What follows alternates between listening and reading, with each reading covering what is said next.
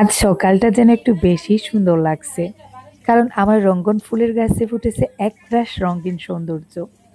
ছোট ছোট পাপড়িগুলো যেন প্রকৃতির মুখে হাসি এনে দিয়েছে।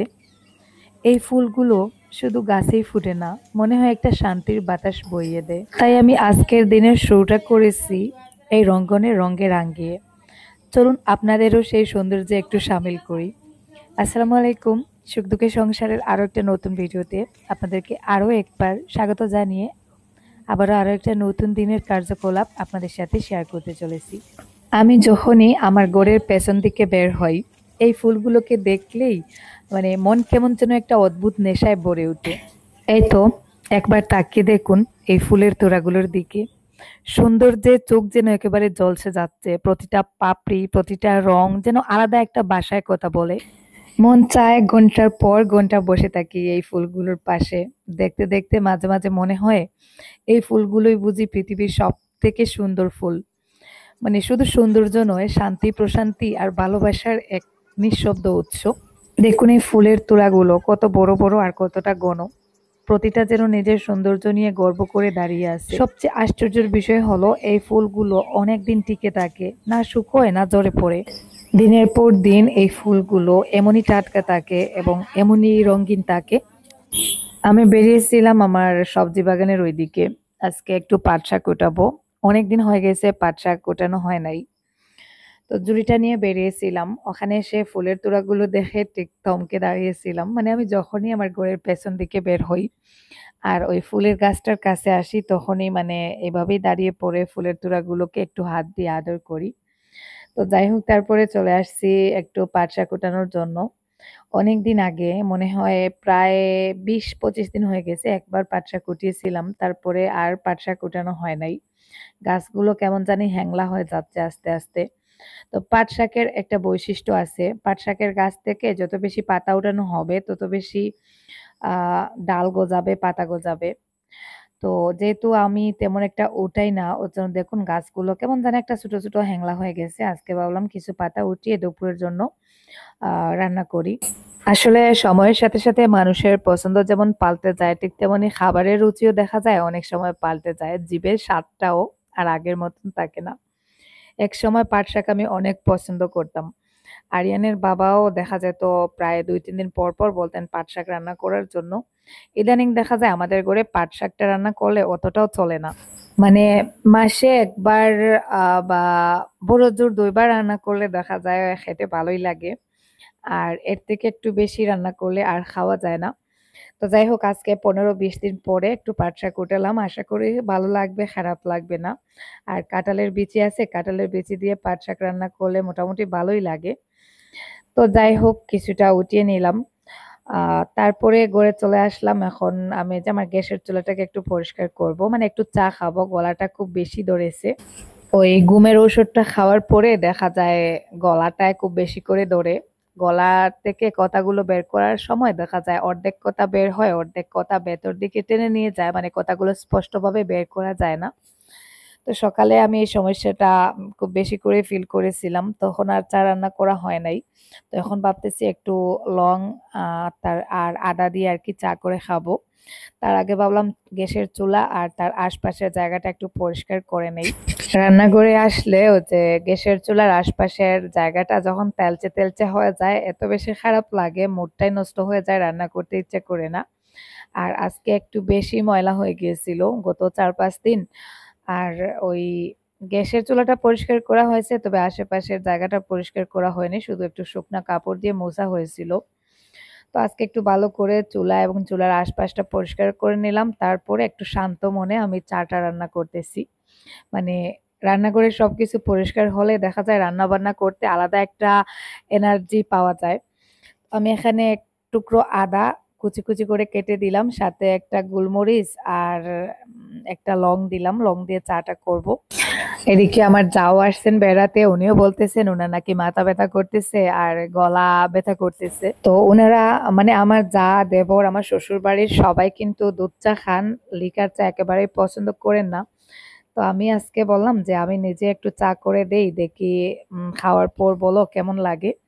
তো যাই হোক আমি একটু বেশি করে চা করছি, আর দেখুন বড় বড় 2টা গ্লাস নিয়েছি, 2টা গ্লাস ভর্তি করে চা নিচ্ছি, একটা আমার জন্য একটা আমার জায়ের জন্য। আর খাওয়ার পরে দেখবো আমার জায়ের কাছ থেকে কি রিভিউ পাওয়া যায়। ওরা যেহেতু লিকার চা খায় না, আর আমার আবার এই চাটা খুবই ফেভারিট। দুধ চা কেমন জানি আমার গলা দিয়ে নামতে চায় না। গরুর দুধের চা হলে মোটামুটি খেতে পারি, কিন্তু গুঁড়ো দুধের চা আমার একেবারেই পছন্দ না। তো যাই হোক, আমি আমার পছন্দের চাটা করে নিলাম, আর সাথে নিয়ে নিচ্ছি 2-3টা বিস্কিট। তো এখন যা মিলে একটু বসে বসে আর কি গল্প করে করে চাটা খাবো। আর ইদানিং আমি খুব ছোট্ট ভিডিও আপনাদের সাথে শেয়ার করতেছি, তাই রিকোয়েস্ট করবো স্কিপ না করে একটু ধৈর্য সহকারে ভিডিওতে একটা লাইক দিয়ে একেবারে শেষ অবধি আমার সাথে থাকুন, ভিডিওটা দেখতে থাকুন। আশা করি ভিডিওটা ভালো লাগবে, খারাপ লাগবে না। তো আমরা চা খাচ্ছি, সাথে আরেকজন, এই যে আমার বিলাইটা চলে আসছে বিস্কিট খাওয়ার জন্য। তো যাই হোক, আমাদের চা খাওয়াটাও হয়ে যাচ্ছে, আর সেই ফাঁকে যারা এখনো ভিডিওতে একটা লাইক দিতে ভুলে গেছেন, প্লিজ একটা লাইক দিয়ে ভিডিওটা কন্টিনিউ করুন। গত বছর আমার বাসায় অনেক নাগামরিচ হয়েছিল, এই বছর কেন জানি হয়তো নাগামরিচে কেমন জানি একটা নজর লেগে গেছে, বদ নজর। তো আমার কিছুতেই নাগামরিচ আর হতে চাচ্ছে না। তো শেষমেশ একটা গাছ হয়েছে, দেখুন এই যে ছোটখাটো একটা গাছ। ও যে আমার কালো যে নাগামরিচ গুলো ছিল, ওই গাছ থেকে আর কি আমি বীজ রেখে এই গাছটা করেছিলাম। মাশাল্লাহ, যাই হোক আমার মানে ওই জাতটা আর কি শেষ হয় নাই। এই গাছ থেকে আমি আবারও কিছু মরিচ গাছ পাকা করে আর কি চারা করব। তো গাছটাকে একটু যত্ন করতে হবে। এই গাছটা আমি আমার মুরগি রাখার ঘরের আর কি এক পাশেই লাগিয়েছিলাম। প্রথম দিকে গাছটাকে মোটামুটি একটু যত্ন করছিলাম, তারপরে দেখা গেছে গাছটা এক সময় কেমন জানি শুকিয়ে গেছে, যেহেতু ওখানকার মাটিগুলো অনেকটা শক্ত। আর শীতকালে মাটিগুলো আরো বেশি শক্ত হয়ে গিয়েছিল, মাটি থেকে গাছটা আর কি খাদ্য শোষণ করতে পারছিল না, ওর জন্য গাছটা কেমন জানি একটু শুকিয়ে যাচ্ছিল। তো আমি গাছটার দাবি প্রায় ছেড়েই দিয়েছিলাম, ভাবছিলাম গাছটার হবে না। তো শেষমেশ যখন বর্ষাকাল এলো, দেখা যাচ্ছে গাছটা আবার আস্তে আস্তে একটু একটু করে প্রাণ ফিরে পাচ্ছে। আর তারপরে আমি গাছের গোড়ায় একটু সারও প্রয়োগ করছিলাম। এখন মাশাল্লাহ গাছের কালারটা দেখুন, অনেকটাই সুন্দর। এখন বর্ষাকাল, যার জন্য গাছের গোড়ার মাটিগুলো একটু নরম, কিন্তু শীতকাল এলে ওই মাটিগুলো একেবারে শক্ত পাথরের মতন হয়ে যায়। গাছে অনেকদিন পর ছোট এক ছড়া কলা পরিপক্ত হয়েছে। তো আমি শিফাকে নিয়ে চলে আসছি কলার ছড়াটা কাটার জন্য। আমার কলার বাগানটা কেন জানি একটু একটু করে শেষ হয়ে যাচ্ছে। প্রথম দিকে প্রচুর কলা হয়েছিল, এখন আর আগের মতো নেই, আর কলার ছড়াগুলো দেখা গেছে আগের তুলনায় অনেকটা ছোট ছোট হয়ে যাচ্ছে।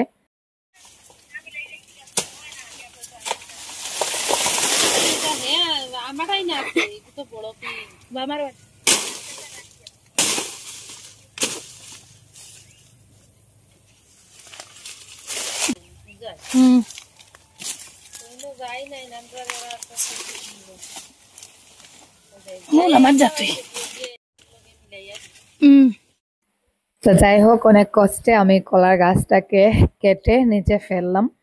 এখন কলার ছড়াটাকে এখান থেকে কেটে নিতে পারলেই হলো। তো জুবাইর ছিল না, আমি শিফাকে নিয়ে চলে আসছিলাম।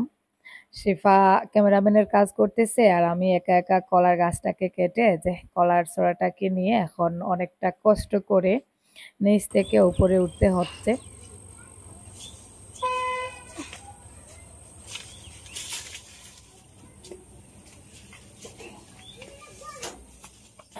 মেশিনে কিছু কাপড় দিয়ে রাখছিলাম, কাপড়গুলো ধোয়া হয়ে গেছে, বের করে রোদে দিয়ে দিচ্ছি। তো আজকে সকাল থেকে একটু মেঘলা মেঘলা ভাবই ছিল। তো 12টার দিকে দেখা গেছে হালকা হালকা একটু রোদ আসছে, আর তখনই আর কি আমি কাপড়টা মেশিনে দিয়ে রাখছিলাম। আরিয়ানের আর আমার অনেকগুলো কাপড় বাসি হয়ে আর কি জমানো অবস্থায় ছিল, মেশিনে দিয়ে রাখছিলাম, কাপড়গুলো ধোয়া হয়ে গেছে, আর সেই ফাঁকে আমি আমার অন্যদিকের কাজগুলো সেরে নিয়েছি। তখন কাপড়গুলো বের করে রোদে দিচ্ছি, জানি না কাপড়গুলো শুকাবে কিনা, কারণ এখনো দেখুন রোদটা অতটা কড়া না। আকাশটা মোটামুটি পরিষ্কার, কিন্তু আজকের রোদটা মানে কেমন জানি একটা মিষ্টি মিষ্টি ছিল, তবে গরমটা খুব বেশি ছিল। তো যাই হোক, কাপড়গুলো ধোয়া হয়ে গেছে সন্ধ্যার আগ পর্যন্ত, যদিও পুরোপুরি না শুকায় তাহলে আগামীকালকে পুরোপুরি শুকে যাবে ইনশাল্লাহ। আর আরিয়ানের কাপড় চোপড় খুব বেশি লাগে, ও কাপড় এত বেশি নোংরা করে, দেখা যায় 2-3 বালতি কাপড় জমা হয়ে যায়। তো এদিকে দেখুন আমার আহ ফুল লাগানোর জন্য আর কি আমি যে শেড গুলো করেছিলাম, তো তার মধ্যে এইভাবে আর কি 2টা ছোট ছোট পানির ট্যাঙ্ক রাখছি। তো ওগুলোতে আমি পদ্ম ফুল লাগাবো আর ছোট ছোট কালারিং আর কি কিছু মাছ দেব। ওই যে অ্যাকুরিয়ামে আর কি যে মাছগুলো দেওয়া হয় ওরকম কিছু মাছ রাখবো। আর উপরে কিছু পদ্ম ফুলের গাছ লাগাবো। তো ওই জন্যই আর কি এটা করা। তো আজকে এগুলোতে আরিয়ানের বাবা পানি ভর্তি করছেন, যদিও এটা আসলে পরিষ্কার করার জন্য পানিটা ভর্তি করা হয়েছে। তো দেখুন পানিটা কতটা পরিষ্কার দেখা যাচ্ছে। আর আস্তে আস্তে আমার স্বপ্নগুলো একটু একটু করে পূরণের দিকে এগোচ্ছে। আমার অনেক স্বপ্ন, আমার এই ছোট বাড়িটাকে আমি আমার সুন্দর পরিকল্পনা দিয়ে মনের মতন করে সাজাবো। যদিও বাড়িটা তেমন কোনো রাজপ্রাসাদ না, ছোটখাটো একটা বাড়ি। তারপর ওই বাড়িটাতে আমার এত শান্তি লাগে, যেহেতু আমি নিজে একটু একটু করে ওই যে মাকড়সা যেভাবে একটু একটু করে জাল বুনে, এই বাড়িটাও আমি একটু একটু করে করেছি। তাই এই বাড়িটার প্রতি আমার আলাদা একটা ভালো লাগা, আলাদা একটা মায়া আছে। আর একটু একটু করে বাড়িটাকে আমার মনের মতন করে সাজাবো, বাড়ির উঠানে একটা ফুলের বাগান করব। তারপরে মানে একেবারে ন্যাচারাল একটা পরিবেশ দিব আর কি, এটা আমার অনেক দিনের ইচ্ছা ছিল। তো যাই হোক একটু একটু করে আমার শখগুলো পূরণ হতে যাচ্ছে। তো দেখুন এখানে ট্যাঙ্কগুলোতে পানি ভরা হয়েছে, পানিটা কত সুন্দর দেখাচ্ছে। আর আমি অনলাইনে কিছু পদ্ম ফুলের আর কি বীজ অর্ডার করেছি 2-3 কালারের। ওটা এসে গেলে আমি সুন্দর করে আর কি চারা করে এখানে লাগিয়ে দিব। তো এখনো বাকি সাইডে মাটি ভরাট করতে হবে। আর শুধু 2টা শেডেরই আর কি মধ্যে এরকম ছোট ছোট 2টা ট্যাঙ্ক রাখছি আহ পদ্ম ফুল লাগানোর জন্য। আর ছোট ছোট কিছু মাছ আর কি দেবো, এমনিতে দেখতে সুন্দর লাগবে সেই জন্য আর কি। আর এই যে 2 সাইডটা খালি আছে ওগুলোতে মাটি ভর্তি করব, উপরে একটু গোবর সার দিব। তারপরে নতুন নতুন কিছু ফুলের চারা আর কি কালেক্ট করে লাগাবো। এই যে দেখুন এই সাইডে মাটি ভর্তি করা হবে। আর এখানে তো পানি দেওয়া আছে, তো এটা তো আমি আগেই বলে নিয়েছি এগুলোতে আমি কি করব।